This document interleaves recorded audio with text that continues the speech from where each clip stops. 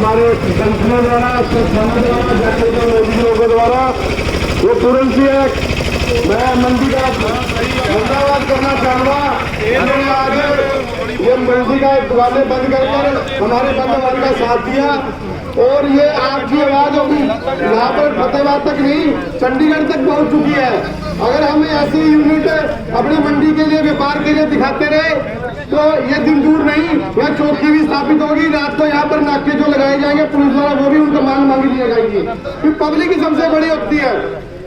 अगर व्यापार हम आज मंडी में करते हैं, सबसे ज्यादा टैक्स सरकार को व्यापारी देता है।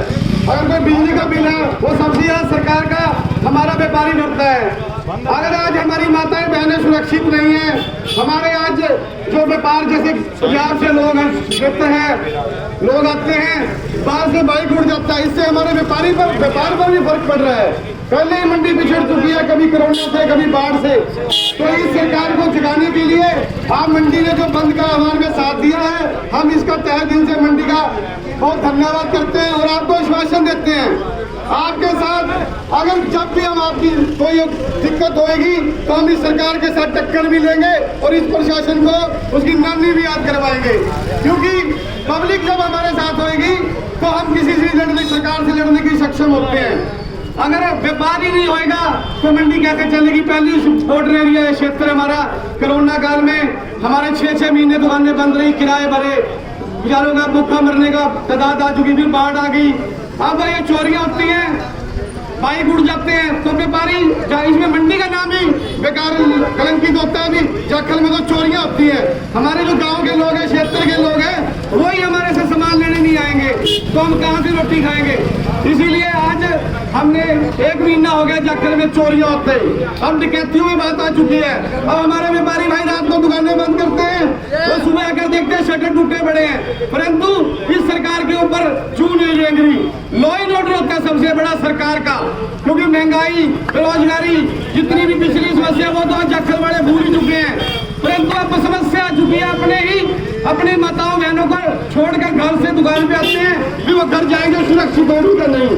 इसीलिए आज जो मंडी वासियों ने एकता का परिचय दिया है, मैं इनसे और कहूंगा, जब तक हमारी सरकार ये मांग नहीं मानती, हमारी ये जो चोरियां हैं, डकैती हैं, नशे में, व्यापार पर पूरी तरह से कंट्रोल नहीं करती, हम आपके साथ कंधे से कंधा मिलाकर खड़े रहेंगे और आप लोगों का साथ देंगे।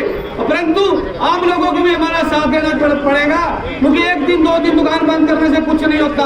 वो दिन भी दूर नहीं जब हम घर से अपने कोई व्यापार के लिए पैसा लेकर बैंक से आएंगे तो रास्ते में वो भी चोरी, ये जो चोरी डकैतियों वाले लोग, नशेड़ी लोग हैं, वो हमारे छुरी लगाकर पैसे खोस कर चले जाएंगे।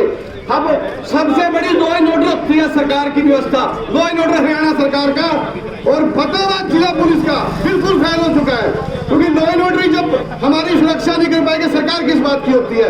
सरकार इसी बात की होती है, किसी जान माल की व्यवस्था की, व्यापार की, उसकी सुरक्षा करे।